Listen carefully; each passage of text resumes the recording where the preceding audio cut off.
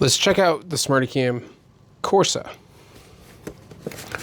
When we get the box open, we get a card to go to the online manual, some stickers, and the camera itself. The SmartyCam 3 Corsa includes the 3 buttons on the front and a front mounted display, so it's easy to configure as it's in the car. We have the USB 3 connection and a full-size SD card connection. And then we have a GPS connection if you want to connect that way instead of going through a data hub or through the logger. You have an EXP, and we have an ECU or mic input, or combined. That's a great way to be able to use this as a standalone camera instead of having it connected to an AiM device.